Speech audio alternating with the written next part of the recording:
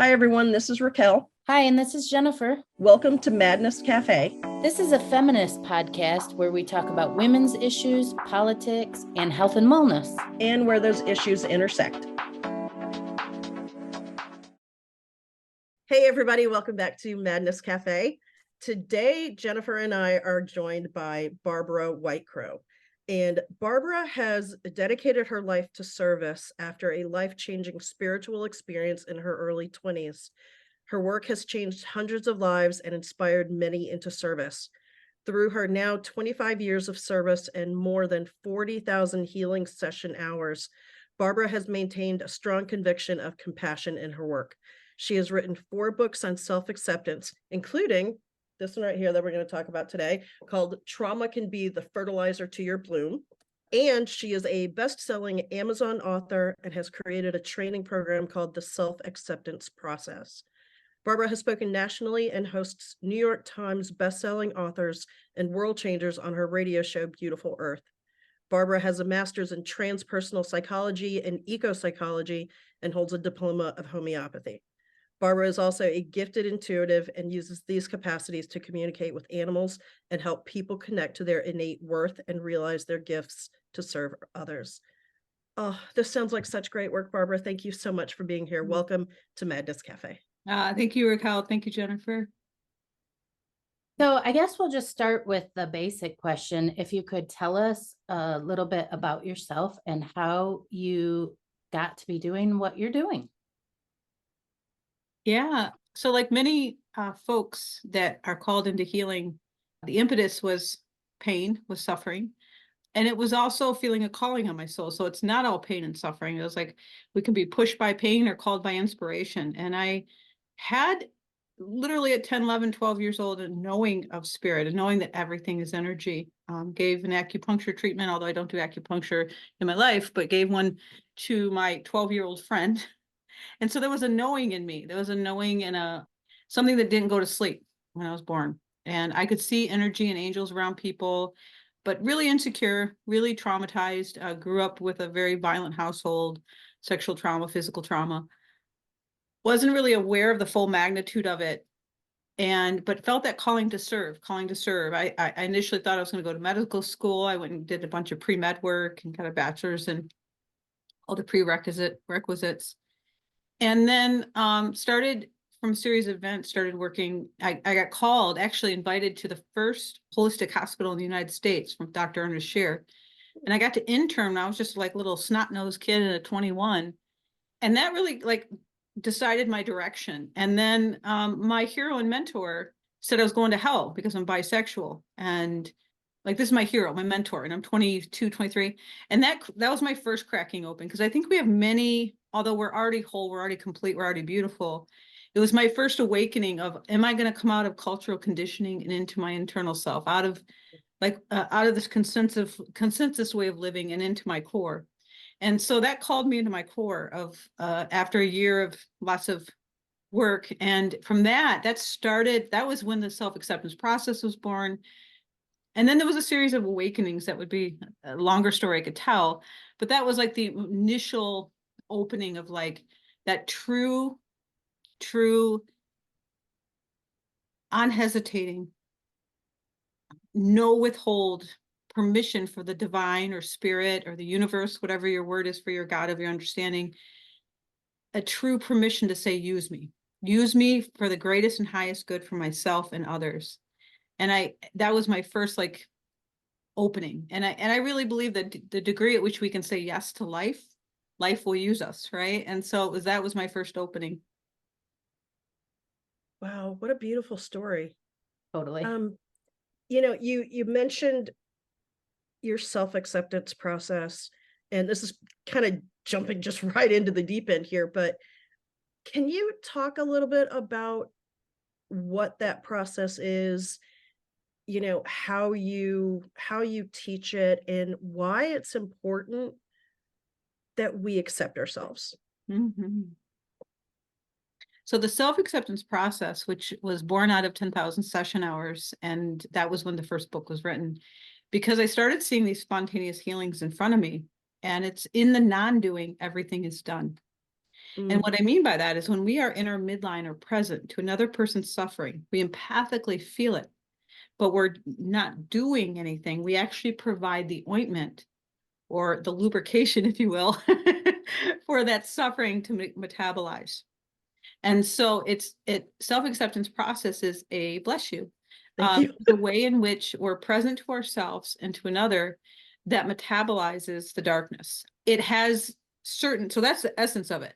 But it has, whether you want to call it shadow healing, there's a component of shadow healing. There's a component of parts work in it. I work with components called perceived protectors. And these are the parts you could also call saboteurs, that when we learn to open our heart to them and we love them, we actually allow that energy to serve us rather than analyzing it till we're blue in the face, rather than talking to it, fixing it, repressing it. We actually open a heart to it. And there's ways in which to open your heart and love it, that energy begins to be a source of power. And so that's that power. Our saboteur becomes an energy source.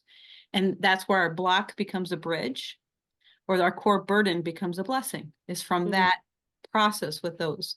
And it's parts work, it's shadow healing, and it's the energetics of compassionate witnessing.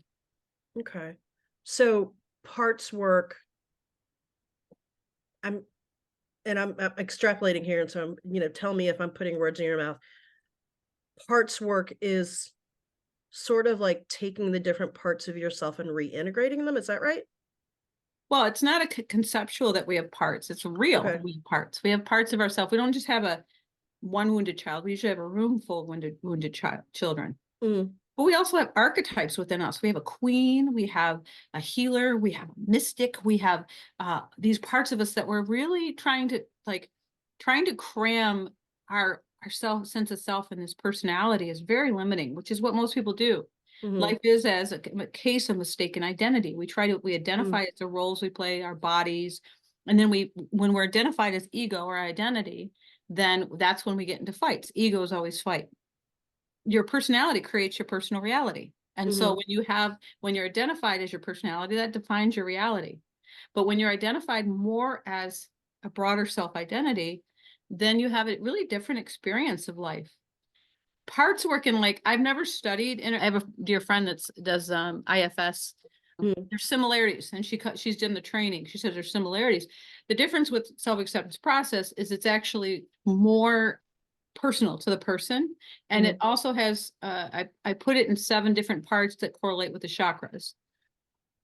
So it's the parts that are wounded, that are the saboteurs, that can become power, but it's also our broader self-identity. Okay. Cool. Wait, I just want to say something really quick. For our listeners who don't know, IFS is internal family systems, and that's a whole thing. It's come up a couple of times in different episodes that we've had, and people just kind of point to it. But anyway, I just wanted to point that out really quick. Perfect.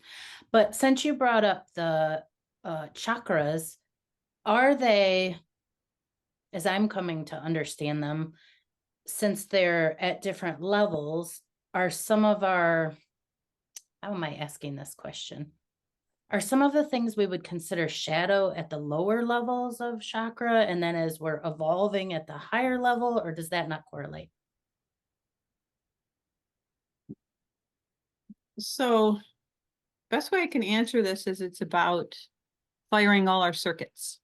It's about embracing more of a balance. And what I mean by that is most humans are only energetically in their body from the heart down.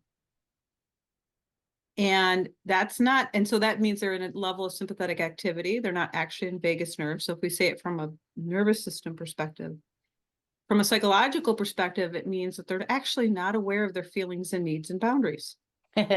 Yeah. This is a real thing that, you want to say more about that, Jennifer? I don't have to be the one talking.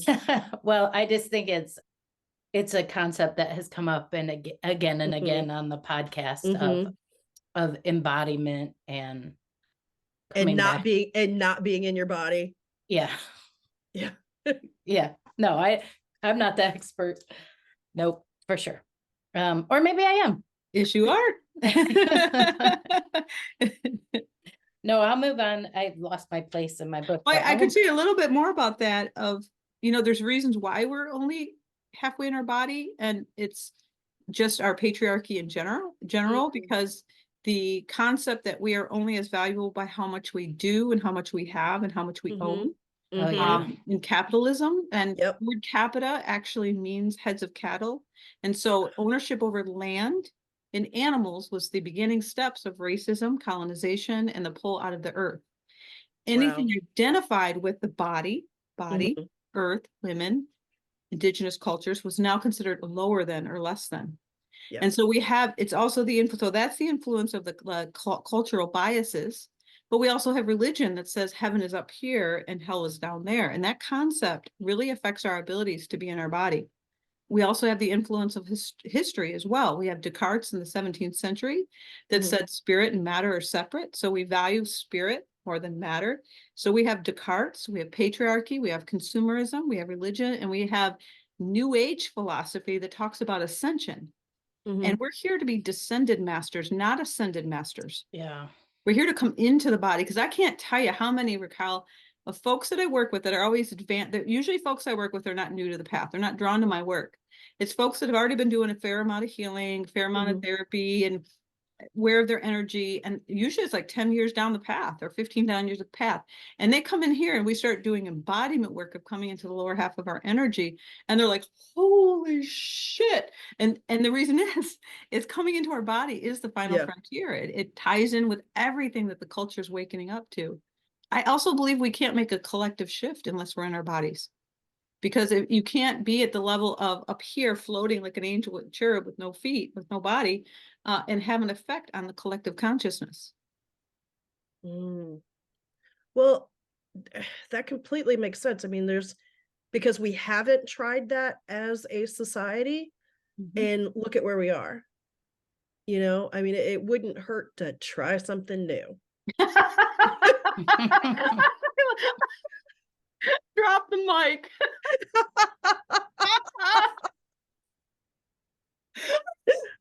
If we create the current paradigm, we're only going to get the current paradigm. Right, exactly. Right. Exactly. Insanity is doing the same thing over and over again, expecting a different result. Time to try something new. All right. Well, I'm going to shift the focus a little bit. How did you come up with the title for the new book, Trauma Can Be the Fertilizer to Your Bloom? How does that tie in? Sure. I asked what would create the most good on the planet. That was where the name came. So I just said, hey, Great Spirit, what will create the most good on the planet and draw people to this material and still be true to the essence and the vibration of what it offers. Trauma Can Be the Fertilizer to Your Bloom is to open people to the idea that life is always for them, that life is not happening to us, but through us. And when bad things happen, which they do, shit happens, violence happens. I was knocked unconscious 10 times before I was the age 15. Like, I get it, shit happens. But if we park our identity at that, if we say that's who I am, then trauma can't be the fertilizer to our bloom. And that's not to be some discounting of the level of work and commitment and staying true to the path and choosing every day, choosing things that empower us versus disempower us, choosing self-love, choosing those things. So trauma really can, no matter what it is we've been through, can really allow us to bloom into who and what we already are. You said something in there about don't ask why I'm feeling this way, ask where.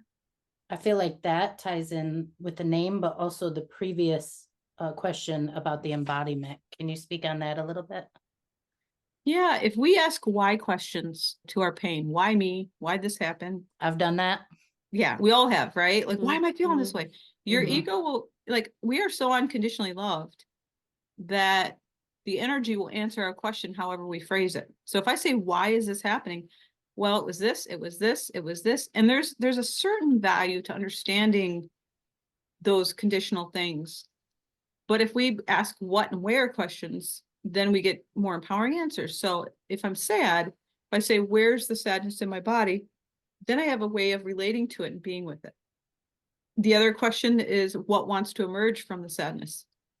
What wants to what does this want to bloom into or grow Mhm. into? Mhm. And so when I'm asking more questions that help me to be with the pain versus analyze, because when we ask those why questions, what we're actually doing, it is like, and I know you've both heard this metaphor before, but it's really powerful, is like that part of us that comes forward crying. And if there was a child that came forward crying or scared, and you said, why are you feeling that way? Why? That's a form of abuse towards that part of ourselves. So to say, what wants to, what wants to emerge from this? Where is it in my body? Or what do you need? Is there something that you need? Because I love Marshall Rosenberg's quote of all feelings are unmet needs. And so normally we need empathy before we do what wants to emerge. It's like, oh, what do you need right now? Oh, what would soothe your nervous system? What would help bring you back into your body, sweetheart? And then you let your body answer. And then from that soothing place, then you can ask a question like, oh, what am I growing into here? I love that. Go ahead, Raquel. I was just going to say, I mean, that sounds so beautiful, but there's part of me that kind of perks up when you say that. That's like, what if you don't know how to listen Great to that question. voice? Yeah, great question. How do you get to that point where you can listen, or not just listen, but you can actually hear what your body is trying to tell you, or what your pain is trying to tell you, or what spirit or the universe or whatever is trying to tell you? So how-to questions are usually a way to avoid loving yourself. Say more, please. So if you ask, like, let's say meditation, people say, I don't know how to meditate. If you Mhm. describe what meditation is, touching reality without trying to get anything from it, or what is meditation? Compassionate witnessing of parts of myself that are hurting and in pain. What is meditation? Being still with whatever is here. So those are like 3 whats around meditation. If I go immediately to the how, I'm actually frozen. So for instance, with this, what I described, it might be, what do you need right now? And we can all sense what we need moment to moment. Oh, I need a glass of water. Okay. Oh. What? Because everyone has a direct connection to the divine. Everyone. Yes. Working with CPTSD survivors. Yes. Knowing the effects of trauma. It can take time of listening, but it's to those little 1 degree moments. What do I need now?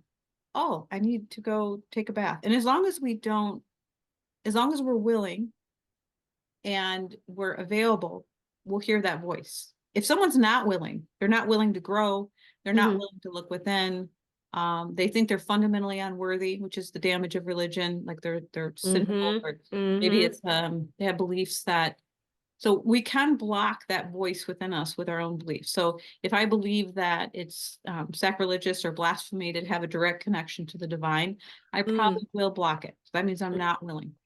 But no matter what happens to us, our soul is bigger than the condition and the circumstance.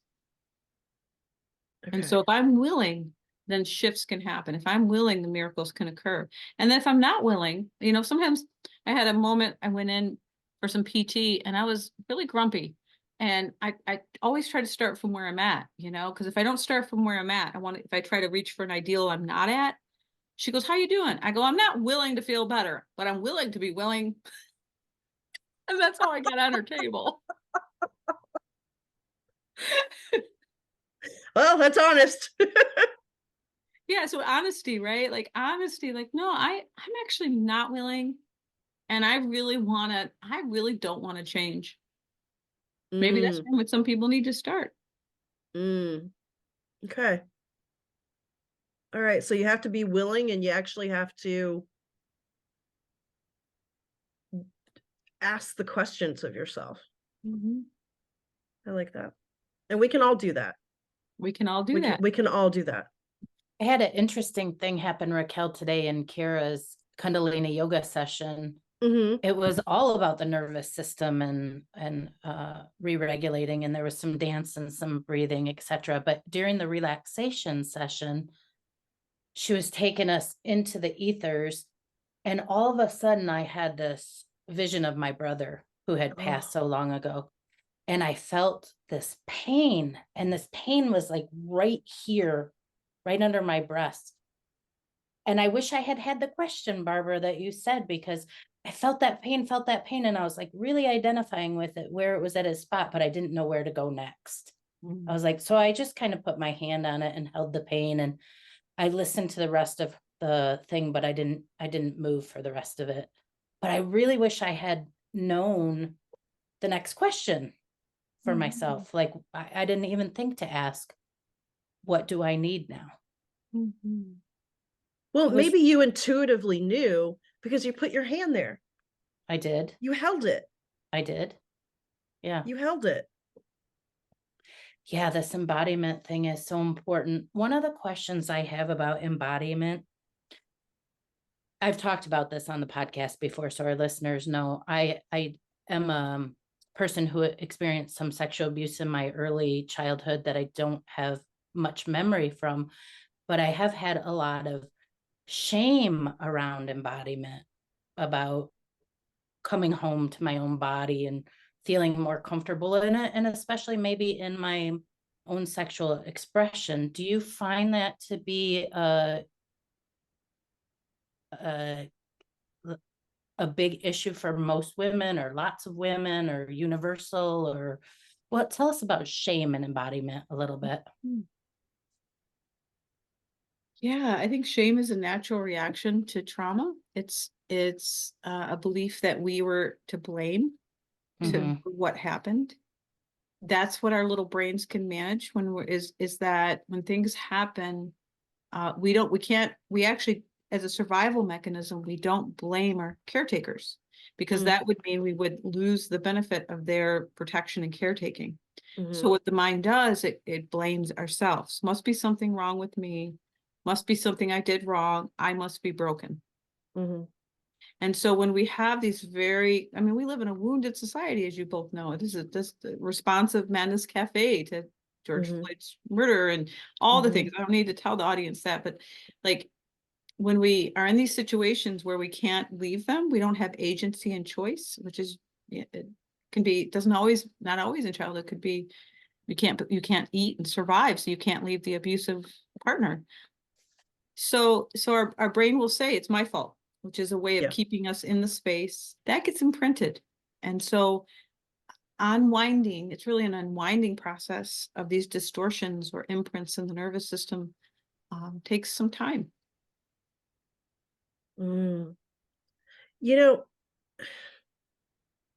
yes, it takes time, but what I'm hearing from you is that it also takes some action on our part to heal from that, right? And you actually write in your book, it's not your fault that there's pain within you to heal, but it is your responsibility to decide what to do about it and to take action. And I think that part can be so hard, to the taking action part. It can be so hard to get to that point and to realize that, well, first you have to realize that it's not your fault, right? Then you have to get to the point where you realize that you can take action. And maybe that's where compassion comes in. Oh, well said. We don't know until we know. Right. I love what Ilana Van Zant says, when you know better, you do better.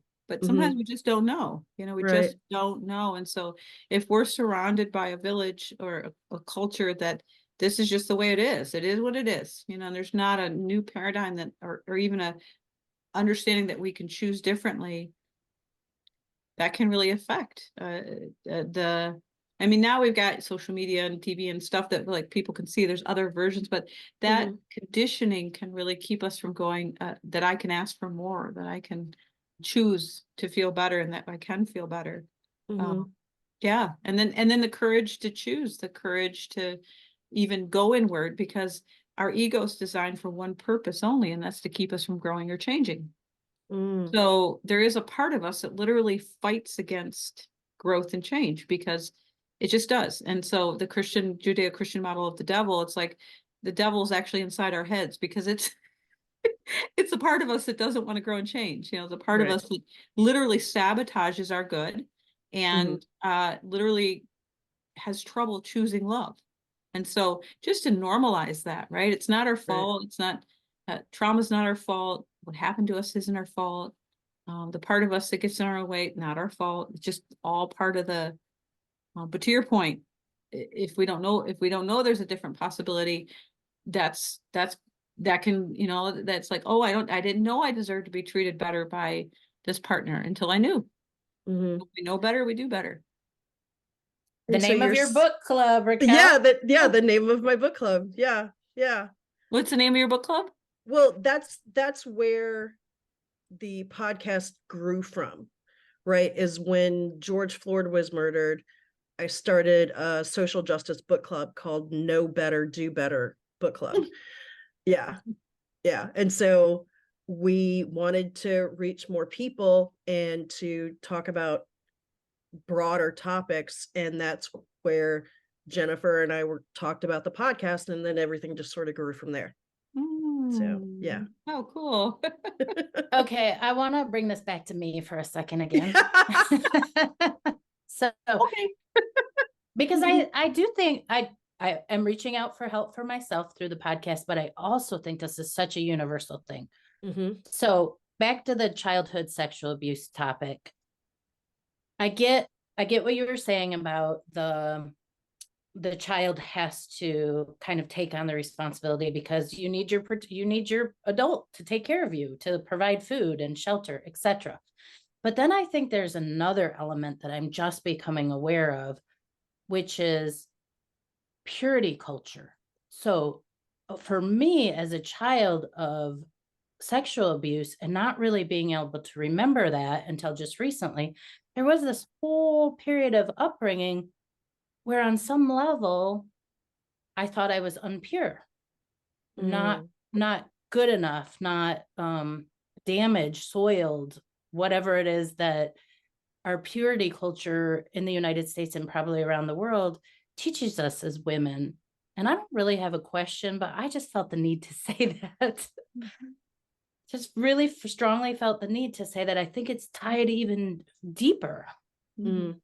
Well, we were established. The white skinned folks were established by Puritans, right? So we have if you look at the origins of some Catholicism, Christianity, they'd actually flog and starve the body. I mean, the objectifying of our bodies and objectifying of women's bodies is historical. It's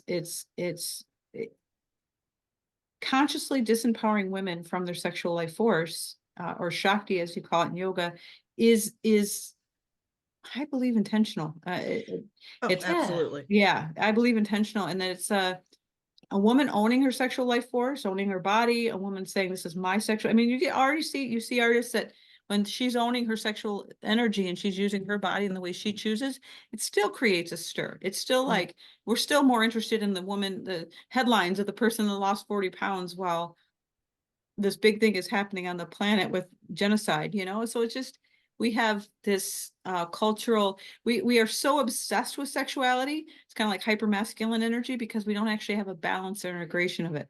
We're actually given permission to feel our sexual life force, and understand that we're unwinding layers of puritanical thought or religious repression, or repressing the matriarchy for 10,000 years and the fall of the feminine aspect of the divine. You can go, oh, makes sense, this is here. Yeah, it makes sense, this is here. And so that way you don't personalize it, right? You're able to go, I'm healing for the collective, baby. I'm claiming my sexual life force and my heart force, not just all heart. If a woman's all heart, she's going to be a sacrificial lamb. And most women are walking around being sacrificial lambs. They really are. And they're not claiming their desires, and they're not claiming what they want, and they're not letting their voice be heard. Working with women, I work with some men, but I can speak to women for sure. We don't take up space. Right. Yeah. Mhm. It takes practice to take up space. Mhm. Since you brought it up, well, you sort of brought it up, you touched on the edge. Tell us about your work in the divine feminine shaman, because this seems like the right spot for that. Sure. Sure. The divine feminine shaman is about midwifing or birthing the feminine aspect. And this is not gender. So it's not gender. I'm trans positive. This is about the feminine or yin aspect. And what that means, that's connection to body, sensuality, nature, and community. It's the horizontal axis of the divine: body, nature, sensuality, and community. Vertical axis is choice, action, this movement, the vector energy. Traditionally, this would be called sacred masculine, divine feminine. This could also be called transcendent and more descendant into the body. So it kind of correlates with our previous teachings. I kept on asking, what can I do to shift the collective consciousness on the planet? What can I do besides the retreats here, besides rescuing animals? What is in my capacity? And I saw, just as the Dalai Lama said, that the North American woman can save the world. That when a woman is in her body, her sexual life force, and has a community, she is empowered to do some really incredible stuff in the world. I initially called the group Aphrodite Rising, and then Rooted Visionaries, and then Soul Power Mystic Arts. And the Divine Feminine Shamans kept on coming back again and again and again. And I realized it's because cultural misappropriation in the white skinned folks wouldn't happen if we had a way to connect with our ecological self. Mm. We Say more don't about have a that. way to connect with our we know, and whether it be Ayurvedic medicine or TCM or traditional Chinese medicine, that nature is a fundamental part of our identity. The elements Mhm. are actually in our body. They're part of our energy as well as our psychology. Animals, nature, 70% of spiritual awakenings happen in nature. The U of M study of 4,000 people, 70%. You know, if you're a Christian and you're the Bible, look at all that Moses was following a cloud through the desert, and Jesus had the Sermon on the Mount. You know, it's all in nature, and the mustard seed, and then all these nature references, right? This is not coincidence. And so nature is a dimension of our soul. It's a dimension of who we are. And when we come into nature as a part of our being, which indigenous cultures have known this, and we see the anima, which is called the energy or life force in all things. So divine feminine shamans is a way of midwifing the feminine in our body, and the work of the self-acceptance process is about metabolizing the darkness. And so I have this incredible model of body connection, shadow healing, sensuality work, community, those 4 pillars that are the answer for people that are like, hey, I really want to connect to an ecological self, but I don't want to culturally misappropriate this indigenous culture's work. So this is a way in which I believe that we can access that with not, because I'm very careful not to use any of there's nothing drawn from other cultures. It's all from my direct knowing, and it's all from direct listening to the elements. The part that is from my traditions growing up is I was trained in 4 different forms of Qigong energy healing, which is of course more Asian art, so that's not for me. So Well, okay, just because we're touching on cultural misappropriation, and I know some people might, have an issue with you having the last name WhiteCrow. Can you talk about how you came to have the name WhiteCrow? sure. So when I was called back to the earth, so I had been in more transcendent teachings with my teacher, Dr. Michael Beckwith, and Yeah. yeah, and I was a student of his for many years. I still love him. He's great. But more Vipassana or non-connecting to the body teachings that are about a rising up, choosing differently, have a vision. And that work still infuses a part of my language. It has a value. But when I got called back into the earth, I fell off a mountain about 30 feet, 20, 30 feet. And I Oh my gosh. wasn't injured. I wasn't injured. And it literally shook me into my body. And I heard, you must come into your body. You must come into the earth, White Crow. And I said, what, who? What, who? and at that time, it was like 2008 or 9. Yeah, 2008 or 9. I said, no, because I've always insisted all the energies come through me as Barbra White. Mm-hmm. And then in 2013, 14, I did a vision quest that was through Naropa, through Mhm. Tina Fields, who is an indigenous Celtic shaman. So shaman, the word shaman, of course, is not just North American. It's across the world. And she was a Celtic. And I did the process, and the crows were speaking to me again, and they said, we can be heard for miles out. You are here to be the voice of the earth. And I said, oh, okay. And they said, you're a white crow. You're here to be the voice of the earth. You're here to be the voice of the earth. And I said, all right, yes is my next yes. I talked about, where are we going to our next yes. Because I mean, I'm a reluctant leader, right? I would love to just live in a treehouse and talk to the trees, right? But what value would that bring to the planet? Like, we're here to be not only inner growth, but love and action, right? Inner growth, love and action. So I heard white crow again. And I came back, and my teacher said, she goes, you're white crow. And I said, yeah, okay, sure. That's a great story. And then, because I still have a resistance to it. I probably will for the next 10 years. I'm still uncomfortable with it. It's not like it's something I'm being told to do. And I always listen to what I'm told to do versus what I really like, what feels true, what feels in integrity with my being. And then a year and a few months ago, I was meditating with Mountains of Boulder, and they said, if you're going to make this transition to being the voice of the earth, you really need to call yourself White Crow, and you need to put it on your book. And I said, okay. Wow. Such an interesting story. Thank you for sharing that with us. Oh, you're welcome. Well, it goes back to what you were saying earlier about being open and listening and hearing what your body or the universe is trying to tell you. And it kind of had to beat you over the head a couple of times. It really did. It really did. It had to fling you off a mountain for you. Okay. Yeah, I wasn't. Yeah. I have a question about when you're hearing what you're hearing. Are you hearing words? Are there people speaking to you, or is it more of, I don't know, a spiritual download? Is it a combination of things? When the divine is speaking to us, it should always feel joyful, loving, and free. Oh, that's good to know. And usually, if you've cultivated a sense of, like, I love Martha Beck's work on law of integrity, and she talks about integrity being, I love her. She talks about integrity being that listening to ourselves and being honest with ourselves moment to moment. That's a big part of my teachings with the divine feminine shamans too, is that body listening moment to moment, which does require us to soften to the environment. It does require us to bring our energy into our body, but to listen to that guidance moment to moment, it should feel and I don't want to say light or right, because like listening to that inner guidance for me feels like I have long arms and my chest is soft. A process that I actually do with my students is, okay, let's start to really tune into what does, and this is a little bit of what Martha Beck says, is like, what is your 10? Or when you're really connected, what's your 10?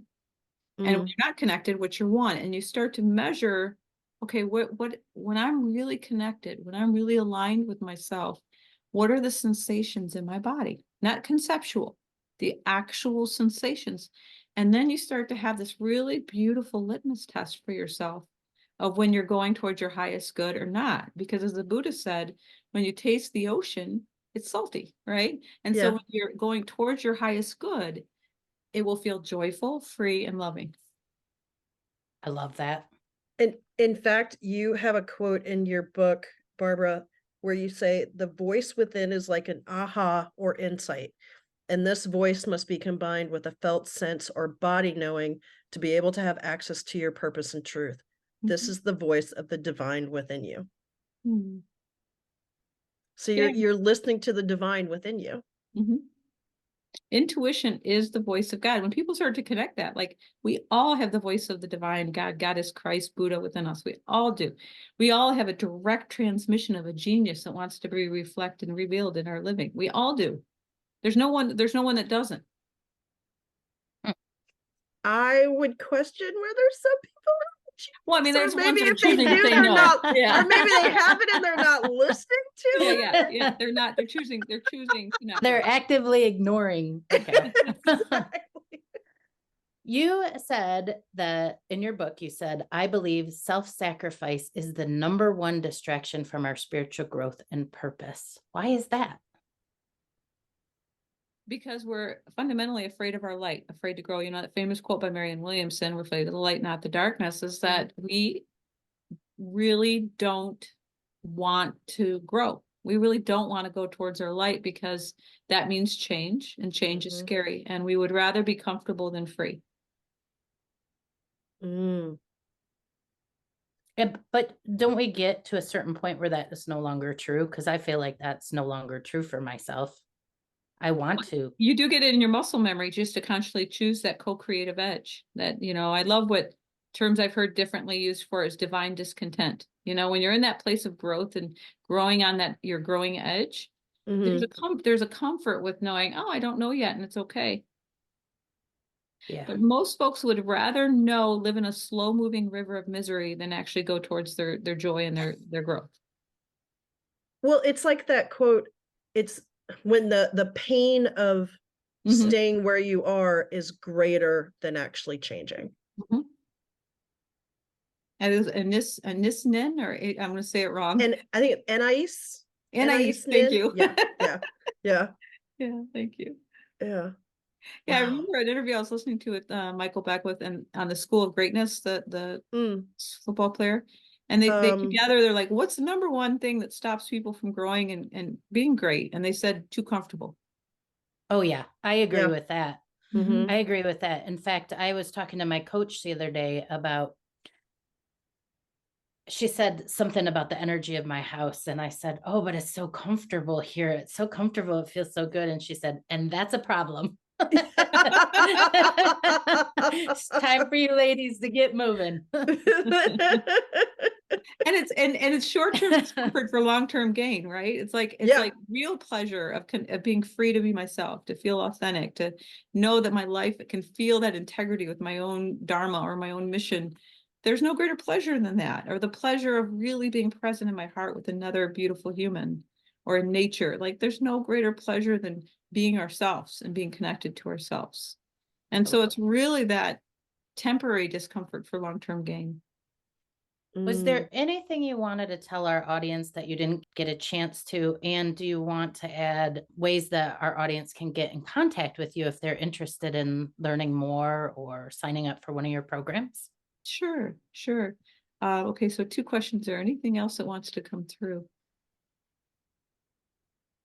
I think it's really important to just remind everybody that no one is broken and never too late. And that if we're willing to look within, if we're willing to love ourselves, if we're willing to make those steps, because we don't invent ourselves. You know, the sun is always shining. We don't have to invent the sun. And just like a ray of sun is not trying to get back to the sun, we have all the qualities of creation already within us, just like a drop of ocean has all the qualities of the ocean. So we are a complete representation of the whole. We see that in nature, and we didn't talk about nature and how it heals trauma, but we see that in nature, and we see that how the parts represent the whole. And so we are a complete representation. And so when we're willing to look within and we're willing to take the steps, miracles can truly occur in our bodies and our health and our life and in the world. There is a blueprint of wholeness within us. There's a divine blueprint of wholeness that it's not the original sin, but the original blessing. And we are beautiful beings here to reflect and reveal the infinite. And after working with thousands of people, men, women, colors, genders, sexualities, there is no one that has ever looked within and didn't discover an incredible diamond. Wow. That's beautiful.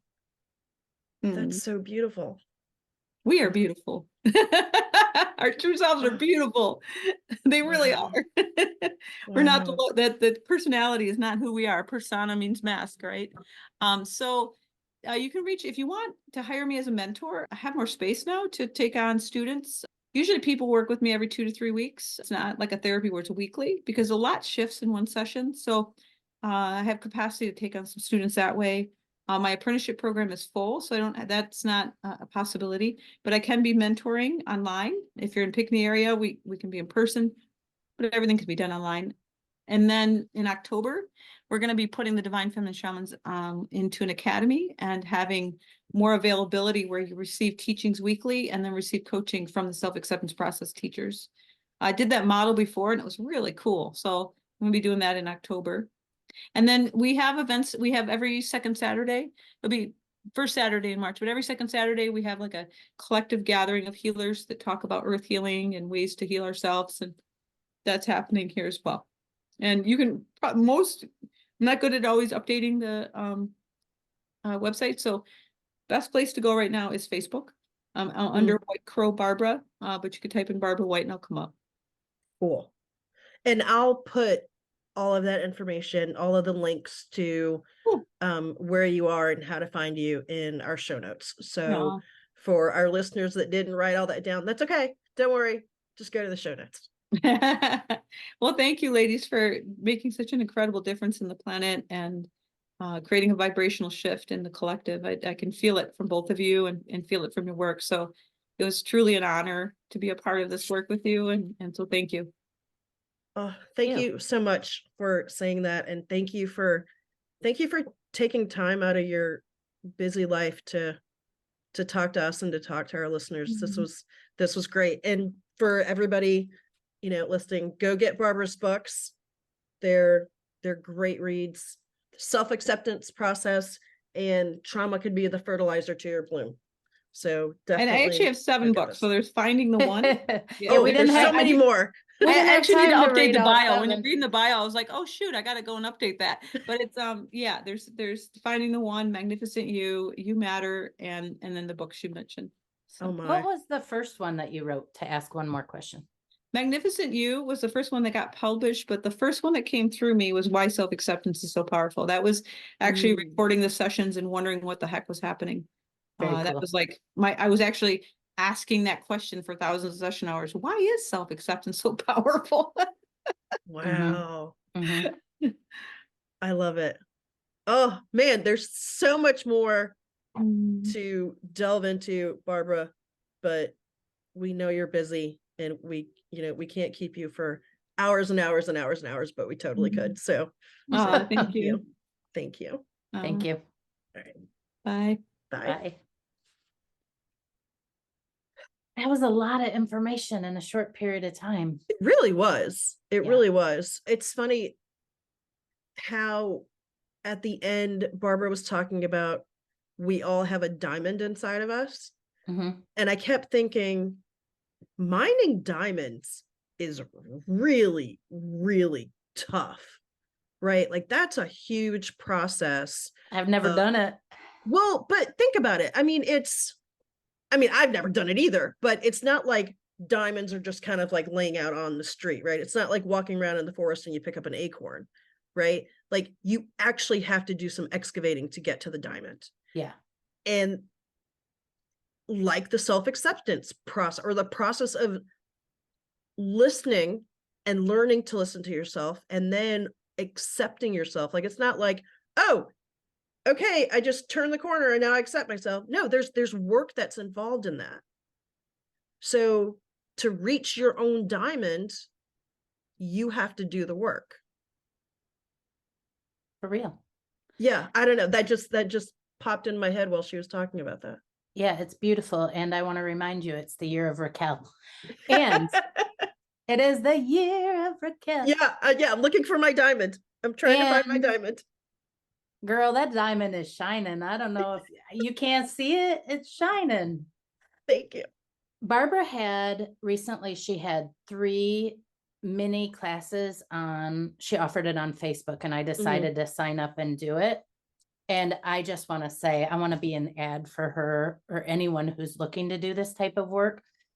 They were mini sessions, but they were very, very, very powerful. And they were in some ways a starting point, but in some ways not, in some ways deeper. The 3rd session, the thing that stuck out to me the most of all 3 sessions, the 3rd one, there was a point where she had us kind of like look internal and ask ourselves, what does my body want right now? And there were two other things. I think, what does my mind want? And so I don't remember the other part, but because this one part stuck out to me so much. And it was like, okay, really just take the time to feel it. What does my body want? What does my body want? And I was really asking and really listening. And I had all these like preconceived notions of what my body wanted, like, you know, but sex, no, it wasn't sex. It was really interesting to me because I suddenly realized that what my body wanted was a hug and to be cuddled, to cuddle. And that really, like, I know it doesn't seem like this huge revelation or anything, but it like kind of knocked me off my kilter a little bit, because I had been, a lot of you on this podcast know this history. I had been dating, and the person I was dating, we were having some issues and trouble. And I thought, this is kind of the root of it, is because I wasn't even in touch with that. I wanted to be hugged and held and cuddled, because I wasn't aware of that. I wasn't able to communicate that effectively. And so for me, it has been like, I personally need some time to go within, to be with myself, to hear, because I don't hear it very loudly yet. I have to find myself a quiet atmosphere to hear it.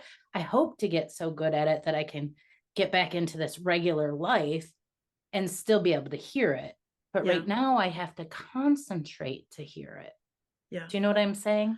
I do. You're learning to hear your voice. Yeah. And in the beginning, it takes a lot of concentration. Yeah. You know, like when you learn how to ride a bike. Yeah. Or when you first learn to knit, anything like that, where it's a new, you're using a different muscle, you're using a different movement. In the beginning, you really have to concentrate. Yeah. But after a while, the muscle memory builds. Yeah. And it And just Barbara, becomes part of what you do. and Barbara said that. She used the word muscle memory. And but back to, I want this to be kind of a commercial. That seems like such a small thing, but this was a free offering. It was a beautiful free offering.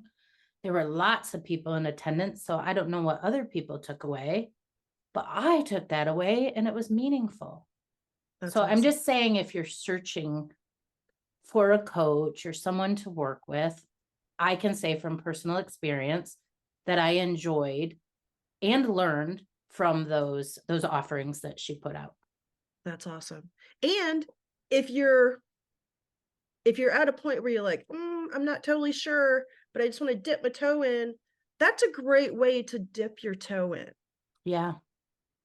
Yeah. So, I mean, the fact that Barbara offers those, those offerings, for lack of a better word, that's incredibly generous. Oh yeah. And there were quite a few people. There were different people on all three. Some were in all of them, like I was, and there were other people that were there and not there, but all three of them were valuable, and they were all three focused on different parts of her self-acceptance program. So I thought it was really good. I don't think that we can ever go too overboard in the self-acceptance. I think all the way back to when we had, help me, Raquel, the woman who taught us about tapping. Oh crap. If you hadn't asked me, I would have been able to just pull it up in my brain. I'm sorry. I can't. Klara? No, Kara didn't do. Well, what I remember, anyway, I can't think of it. We'll get it in the show notes. But what I remember so much is when we went through that exercise, remember, and we were doing, and she had us say at the end of every single one, I accept myself. Yeah. I accept myself. So again, a theme. Libby isn't Libby's the self-acceptance school? Yep. The themes, they just keep coming and coming and coming. It is time for this work. Right. And to, to drive that point home a little bit further, is maybe some people are like, oh my God, you guys have been talking about embodiment a lot. Oh my God. But this is important. this is, I mean, there's a reason it keeps coming up, right? Like what you're saying. There's a reason this keeps coming up. Yeah. And sometimes it takes more than one time hearing it for it to sink in, like sometimes you have to be flung off a mountain. And don't hurt yourself. And don't hurt yourself. Don't just have a new name. Just get a new name when you come out of it. Just get a new name. Yeah. Metaphorically, people nobody fling themselves off mountains here. Nobody do that. But I mean, and we talked about this on the podcast before too. Like sometimes the first time people hear something, it's like, okay, fine. It's not going to change me, but I'll be more open to hearing it next time. Yeah. So maybe that's what's going on. Yeah. And one more thing I want to say, and then I'll be quiet. I know I can talk way too much, but you talk just enough. Thank you, Raquel. And that's good for me to hear, because as soon as I said that I was talking too much, I knew that I was being critical of myself. So I am learning to use my voice. The thing that I've learned that's brand new, this is the first, and I learned it from Barbara, and I heard it somewhere else, and I can't remember where, but it's the second time I've heard it recently. I thought we were supposed to ascend. I thought that was my whole purpose in life, was to become more and more and more spiritually evolved and to ascend. Well, our culture teaches us that. Yeah, our society teaches it. Religion, for the most part, teaches us that, or at least, I don't know, fundamentalist religion does. And I heard Barbra WhiteCrow say, and I'm paraphrasing. Yeah. I won't get the words right. Our job is to embody and ascend. We meet somewhere in the middle. We are like trees. Trees are rooted, but they reach up to the sky. Yeah. We are human and divine.